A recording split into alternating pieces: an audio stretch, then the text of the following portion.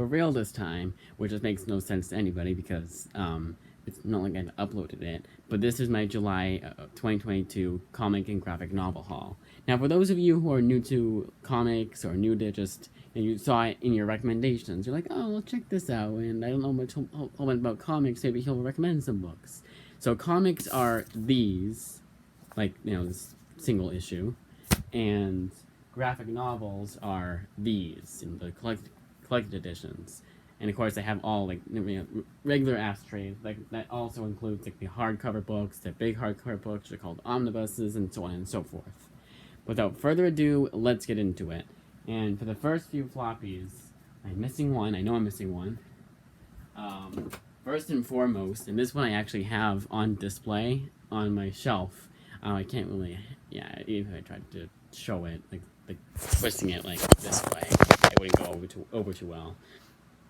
But first and foremost, because I got some, it feels like it was a long time ago for some weird ass reason. It doesn't feel like it was still in the same month. But I got in my first AOK on books from a subscriber, and the first one up, and first and foremost, was the Amazing, basically, which is what's called a slab. For those of you who don't know, you send them off to this place called CGC, and they grade the book for you, and they usually give you a grade, and the best grade to get is a 9.8, which is what I got for Amazing Spiderman 55. This isn't like a first appearance or anything, it's just a damn cool cover. I'm gonna keep this. I'm not gonna sell it, for now anyways. I don't think I ever would, actually. It's kind of one of those things, like, you don't sell your, and I did. You don't sell your first comic that you bought yourself. You don't sell the first, book you got from a friend, or a book you got from a subscriber, in this case. And I'm not going to sell this. That's the reason for why. And this is different. Some of them I might, but, most of them I'll keep. But these ones are all floppies, and the first one up, and I don't mean to make it sound like I'm an asshole or anything like that, but I might sell it.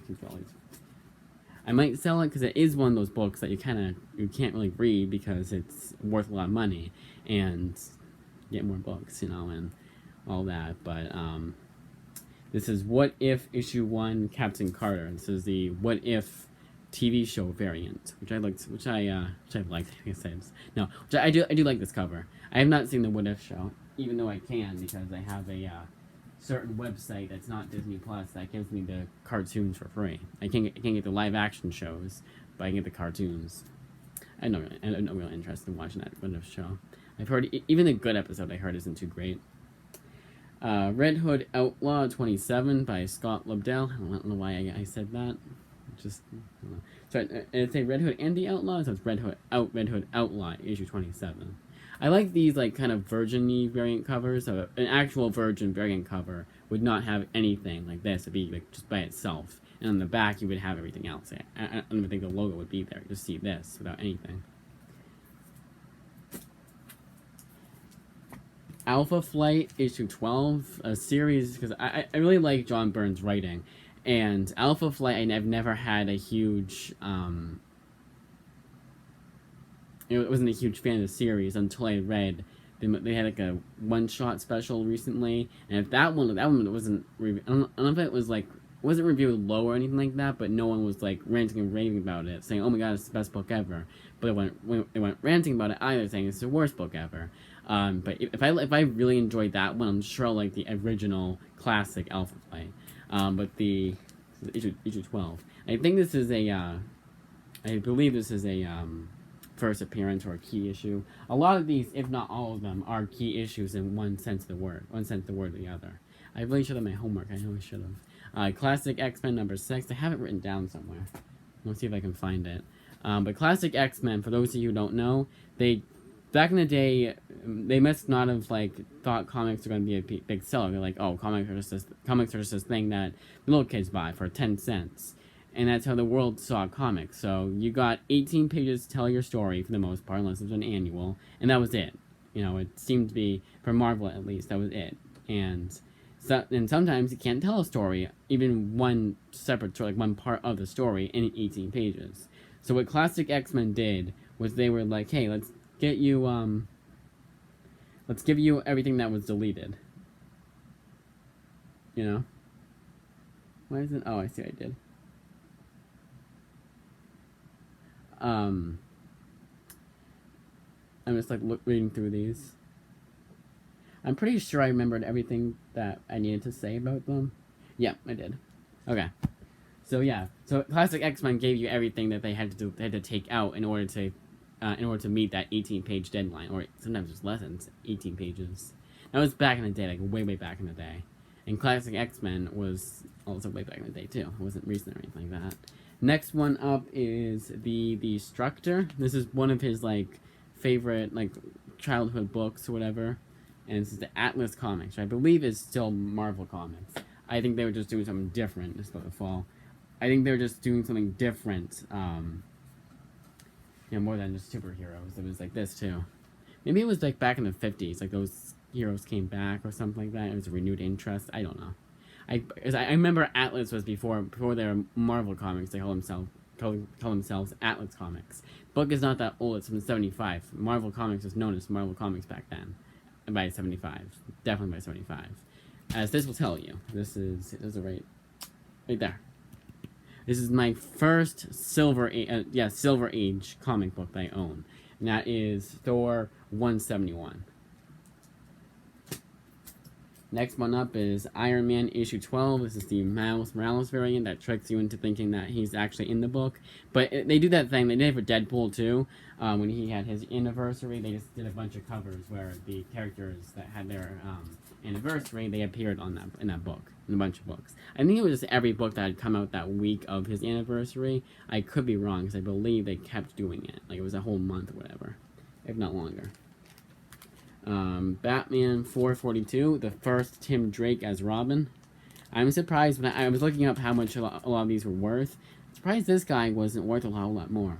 Thor 171 was the only one I couldn't get like an actual like a feel for how much it was worth. It was like, oh, it's worth this maybe, but maybe it's worth this much. It wasn't like a flat out, this is how much it's worth, but this is, the highest grade obviously, so you have to sell for less than that want to sell because it's not 9.8. Wulf #1, another Atlas comic book. Wulf the Barbarian to be exact.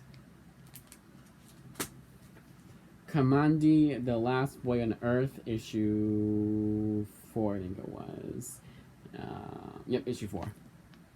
This was a series that because I liked Why the Last Man so much, I was thinking of getting it the longest time, but I just kind of fell out of it.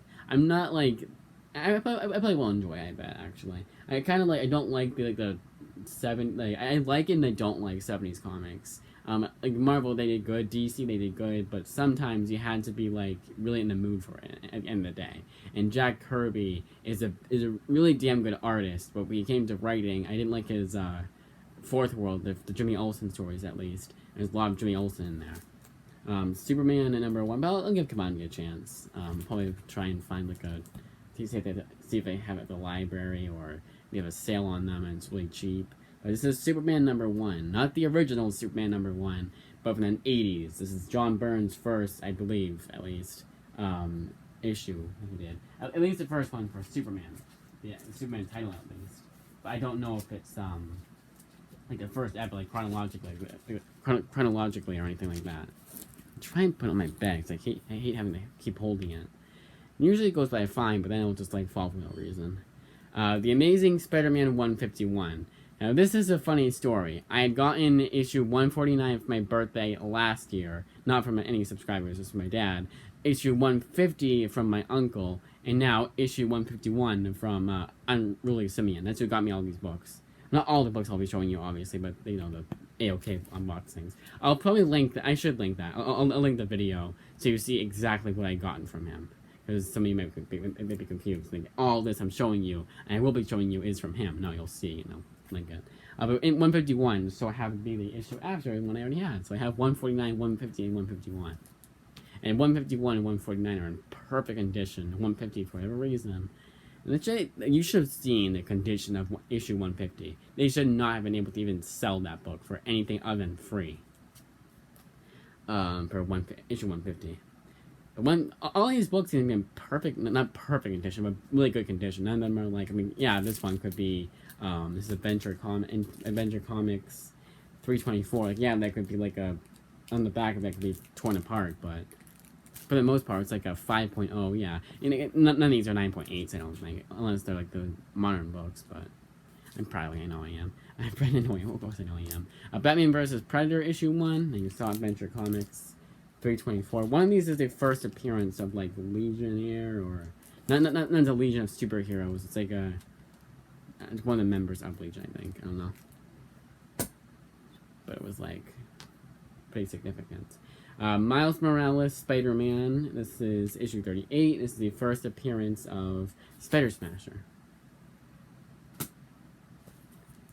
The New Mutants, issue 26. The first appearance of Legion.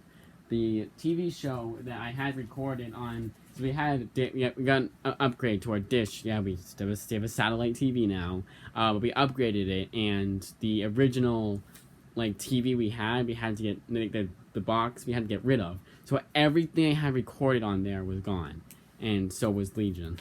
But I think I had I think I've been missing some episodes too. Anyways, I should just watch that as it was coming out. I don't know why I didn't do that. Frank Miller's Ronin at #1, book 1. This is ironic because I had just read the series, the 3-issue miniseries, not too long ago. I really enjoyed it. It's issue 1, book 1. Yeah, if you had not read Ronin, you gotta read Ronin. Like, that's probably like one of those comics. It's one of those comics that's really easy to pick up too. You can just read that as is. You know, it's a standalone story. There's nothing like that come out before it from Ronin, or anything that come out after. I don't think. It's a standalone story you can just read without needing to know any continuity. The Amazing Spiderman 88. This is the first appearance of Queen Goblin. Now, this one and Spider Smasher I will be keeping because as time goes on, it will most likely increase in value. Something like What If Captain Carter is probably going to be pretty stagnant, you know. I think it's going to go down.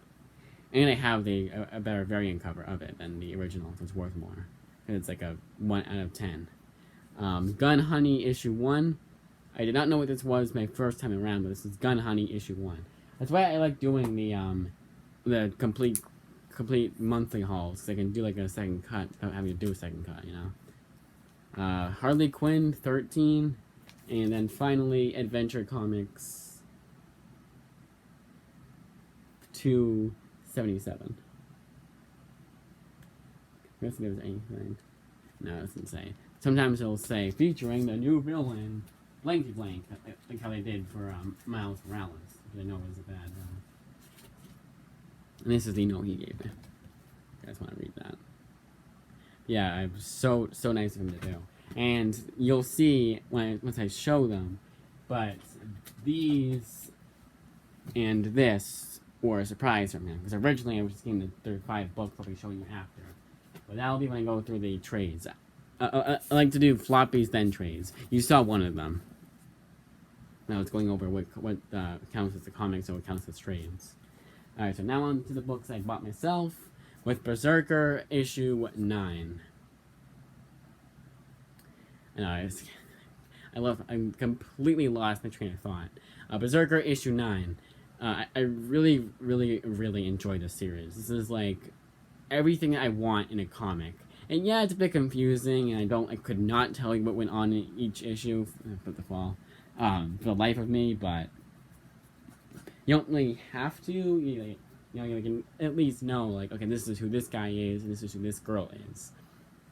It's just it jumps around a lot, and you kind of can't keep track of what's going on, which is good. Also good because you can go back into the earlier issues, so that when you're waiting for the next issue to come out, you can pass the time by doing that. Chapter 9 of Basilisk. Now, I would rather Image Comics, everyone, to Image, Marvel, DC, Boom Studios, to do what Boom Studios did with this book, and for what Image Comics seems to be doing fairly recently, is they wait until so let's say Volume 4 collects the trades, collects 1924. Well, they should wait till 24 comes out, till the trade comes out, before they move on to issue 25. You can do it the same week, fine, but you shouldn't be like, okay, let's get this out in December where we still have 15 issues. You know, the reason why people are trade waiters is so some are trade waiters because they weren't able to get the first few issues. So they get a trade, and then they can continue on with the floppies. That's what I do for some series, because I can't get issues 1 through 5, so I wait for the trade to come out, then I get issues 6 and onward. It's just such an easy thing to do. I don't know why they don't do it. It's Marvel, DC. DC is the worst. I think all of them are pretty good with it. It's just DC Comics, they like to either rush out the books, or they're just coming, there's so much coming out, and they already have delays for some of the trades. Oh, I just did that. Some of the trades have delays, so it's even better. So you get like volume 1, which collects issues 1 through 4 sometimes, and issues 5 through 11 have already come out. So you're still far behind. Stupid. I know, it was a big long explanation, but I guess I needed to. I don't know which is which. They have these in floppies. I would take these out, but I don't want to. And these are my makeshift back and boards, because you can tell, because I did not pay $1 for these, unfortunately. I think this is issue 23, and I think this is issue 24 of Something That's Killing the Children. I don't know why I'm so stuttery right now. House of Slaughter, issue 6. This is a spin-off series that I thought was going to be over when, at least, they do issues 1 through 5 of House of Slaughter, then Something That's Killing the Children. Then when that went on break again, they went back to House of Slaughter, but they didn't. But at least they waited until the trade came out to do the next issue. And that was well after, too. At least I believe so. Issue 22 and 23 of Killadelphia. Yeah, the theme for last time I went to Newbury was getting 2 issues of the same series because I was that far behind. Throughout the entire month of June last month, I did not get any floppies. It was all trades. I don't regret it, but it was I didn't get to go to Newbury at all, and that, you know, it adds up, you know, especially when you're on so many series. Nocterra issue 11. Apparently this is the last issue of Nocterra, like, of all time. I don't think it is, but it might be. But knowing how Image Comics likes to do things, they're just going on break right now, and then they'll come back after. Come back stronger than ever. The Closet, issue 1 and issue 2. You know, very stuttery. Issue 59 and 60 of Saga. And that one, again, there's no issue 61 coming out for a little bit, anyways. I don't think it's gonna go on hiatus for as long as it did before with Saga, but I don't think it's coming out like this month, obviously. Well, it can't, because I've known about it already. Issues 2 and 3 of Twig. So the reason why I know all this is that I look it up on either Amazon or TFAW, which that does next week's, and sometimes the following week, but sometimes just next week of what's coming out for comics then. Issues 3 and 4 of Carnage. Again, I will say this once. I said it once, I'll say it again. I don't think we have enough of Carnage. Yeah, Twig, for those of you who don't know, it's Scotty Young. I got it pretty much just based off the fact that it was Scotty Young. Elektra, Black, White, and Blood, issue 4. I don't know why I need to explain that. And this one actually has a story by Keith Eastman. And it's kind of funny because Eastman, for Ninja Turtles, their inspiration was Daredevil, like Frank Miller's Daredevil, and that's where Elektra was introduced. So it's kind of like it came full circle. Alright, now on to the trades. I'll do the AOK ones first. They're all one series, which is why it's taking a little bit to get them all together. And that is Curse Words. All 5 volumes. Now, I am aware that there is the only reason why I got these trades. I am aware that there is a hardcover that collects one more issue that was previously unpublished, meaning it's not in any of these trades. That's a sacrifice I'm willing to make to get 5 volumes of this series for free, especially because the library, my local library, or Interloans rather, had volumes 1 through 3, and that was it. They didn't have volumes 4 and 5. I have no idea why. And I didn't want to do the thing where I'm like, oh, let's get issues 4 and 5, and then read, the ones that they have in the library. I'll read them then, and then I'll read my issues 4 and 5. No, I'm stupid. I'm just gonna might as well let's get them all and read them all at once. So now let's go over, because I didn't do this last time, what each volume collects. And yeah, originally, all I was thinking I was going to get was volumes 1 through 5 of Curse Words. And then there was the surprise with the floppies, and then the slab. So Curse Words Volume 1 collects Curse Words 1 through 5. It says Volume 1. I don't have it right there. Volume 1... The Devil's Devil. Curse Words Volume 1, The Devil's Devil, collecting Curse Words 1 through 5. Curse Words Volume 2, Explosion Town, collecting Curse Words issues 6 through 10, and then the Holiday Special. I always love it when they don't go like the same, we can only do 4 or 5 issues per volume. No, I like when sometimes we're like, no, let's do 6 this time. More for your buck. This one only collects issues 10 to 15. It's only 5 issues. Yeah, I know it's just one more issue, but I don't know. It's always nice when I do that. Oh, sorry.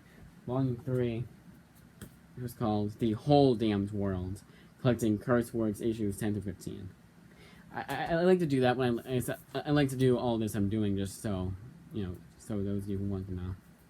And it's always something that I want to know. I hate when sometimes they won't go over how many issues it collects. Sometimes you can't because there's a lot of books to go over, but I like when I do that. Volume 4, Queen Margaret, collects Curse Words issues 16 to 20, and then the Summer Swimsuit Special. There's that. And then Volume 5, Fairy Tale Ending, collecting the Curse Words Spring Has Sprung Special, and issues 21 to 25. All written by Charles Soule and illustrated by Ryan Brown, who recently had that God Hates Astronauts book. I remember seeing that recently. Someone had bought it. I wonder if it was because of me. I don't believe it was. I don't think it was one of you guys. Could have been. And the next 3 are all one series. And this is one that I was very skeptical to get. For whatever reason, I wanted it. Like, it was one of those books that, gonna have that premonitory feeling like I'm gonna like this movie or I'm gonna hate this movie. And sometimes you're wrong, but most times you're right. It's like that gut feeling. I had a gut feeling as perfect term to explain it. I had a gut feeling that I liked this series. Even though I didn't like it the first 3 times I read it, and only liked it a little bit more the most recent time I liked it.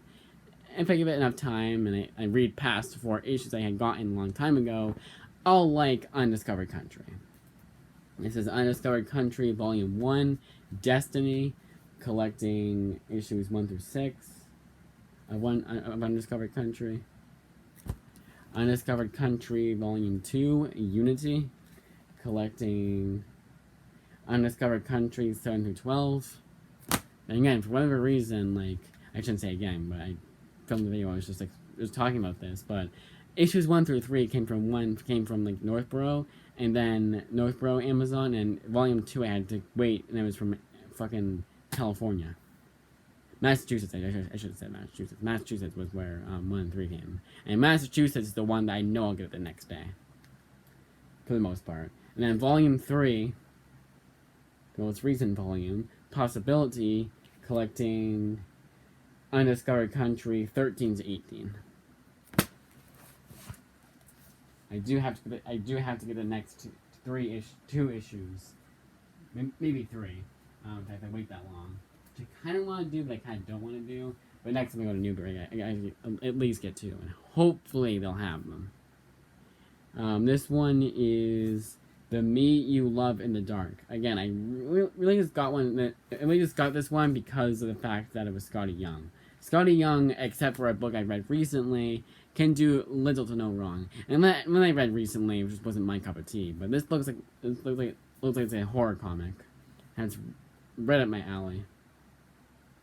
And this one collects issues 1 through 5 of The Me Love in the Dark, which is all 5 issues of the miniseries. For the most part, all the books I got this month are the complete series. Again, for the most part. Section 0, there is no Section 0. This collects issues 1 through 6, and then some bonus material. And what kind of pisses me off about this book is that nothing. I don't know what I was saying. I'm stuck on the next book, but I didn't get this book for the longest time because of the fact that it wasn't really reviewed well on Goodreads, and I'm really just going based off what Nearman Condition said. Nearman Condition liked this book, and it's $10, so I was like, why not? But I didn't pay $20, so I got half off. That's good. It was always that much. Now, what pisses me off about this next book is that I thought this was the it of Red Hook. It was Red Hook Volume 1, New Brooklyn, collecting however many, the first volume of the webcomic. So it's a webcomic, and it's a weird one when you do webcomics into comic books, because sometimes that doesn't translate so well. But tell will tell. And there is a volume 2, and I'll probably end up getting it, but I don't want to pay full price for something it's not the best reviewed book on the shelves. The artwork is pretty damn good. It's kind of like minimalistic a bit, but like right here it's a little weird. It's different. It's a webcomic, so they kind of probably did more experimental shit. Next one up was Ultramega, collecting Ultramega 1 through 4. This one was another one I was like very skeptical about buying, but I finally decided to get it because it was there. And I wanted 2 more books. I got that and Red Hook. I wanted to. I had enough money to get 2 more books. So I was like, why not? Why? Next one up is Shadecraft, collecting Shadecraft 1 through 5. This is by Joe Henderson. Joe Henderson did Skyward, which I most recently have reread that series, and it is so damn good. Like, somehow even better than I remember it being. Next 2 up are the same series. We're almost done, too. This is Jason Aaron's The Goddamned. This is Volume 1, Before the Flood, I think? Yep, Before the Flood, collecting the Goddamned 5-issue miniseries. And it came back for another 5-issue miniseries with the Virgin Brides. And this is like Cain and Abel type shit, but it's Jason Aaron. So, and it's an indie book, so there's a lot more swearing, and there's like, I heard it's almost excessive. I've never totally hated that. Like the whole, like, oh, it's just swearing for the sake of swearing. I'm like, whatever. That's a complaint you're gonna get the book or movie. Sometimes it's understandable, like when an adult animated sitcom, their only joke is that, oh, we can swear now, so let's swear. It's the only joke. You know, I get that, but for the most part, like, it was more than that. It was more than just that. Some people didn't like the artwork. Some people didn't like the story, but it was nothing to where I was like, this is gonna be terrible. I didn't get this the longest time too. And again, time will tell this is an actual good book, but it seemed right up my alley.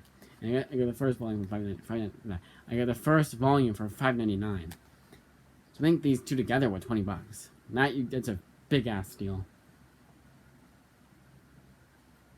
And the last 3, which you just saw not too long ago, and that is Homesick Pilots.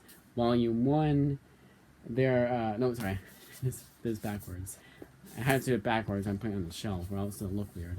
Volume 1, Teenage Hunts, collecting 1 through 5 of Homesick Pilots. Homesick Pilots Volume 2, I Want to Be a Walking Weapon, collecting 6 through 10. And finally, Volume 3, 3 Cores and the End of the World, collecting the last 5 issues of the series, 11 to 15. Now, this is a series that there is no real reason for why I should like this series. For why I should pick this up. I'm not a huge punk rock fan. I mean, I've listened to a few songs, but I'm like a huge ass fan. The most I've listened to is Billy Cobb's covers of SpongeBob songs. It's a punk cover version of it. And it sounds really damn good the way he does it. He's a really good singer. But most part, I'm like, eh. It's power. They said it's a Shining. I love this Shining. The Shining is one of my favorite books and movies. I know, how can that be? They're so damn different, which they are. but and they said it's Shining meets Power Rangers. Power Rangers, not a huge fan of. Shining, obviously, I am. But Power Rangers, not a huge fan of it. And it was kind of just one of those series that, for the longest time, based off the artwork, I was like, am I really gonna like this? But, and especially yesterday when I got Volume 3, because again, I did Volumes 1 through 2, I got it today, but Volume 3 was one-day shipping, came yesterday. But Scott Snyder, Kieran Gillen, and James Tynion, all three of them gave quotes in the back of the book. And it's Dan Waters. Dan Waters, I read his Ocean Man one-shot. It wasn't like a groundbreaking issue of comics. It was good enough to where I was like, yeah, that was pretty good. And again, it wasn't groundbreaking, didn't like grab me. I wasn't like super, I didn't think it was super good, but it was good enough. And I think, like I said, with the fact that sometimes it seems that the indie books bring out the best of the writers. It's weird how that is, because Jason Aaron, I read his The Other Side book, loved that book, and I can't stand his Avengers book. And those two came out around the same time. If not, Avengers first, then The Other Side. Because there was an advertisement for The Goddamn, which came out not too long after. I'm actually going to look up when that came out. I'm pretty sure I'm right in the sense that it's pretty recent. So The Other Side, Jason Aaron series release date. Sometimes they're dumb and just give you the actual volume itself. Yeah, I don't want that. I want the actually 2017, so it was like 2016, so it was wrong. I just didn't realize just how long ago The Goddamn came out. That, as I say, is that. 18 trades. Kind of wish I gotten 2 more to hit that 20, that even number kind of thing, but whatever. Granted, I was an even number, but you know what I mean. Like the 20, 30, round number. Round number, not even number, round number. That is it.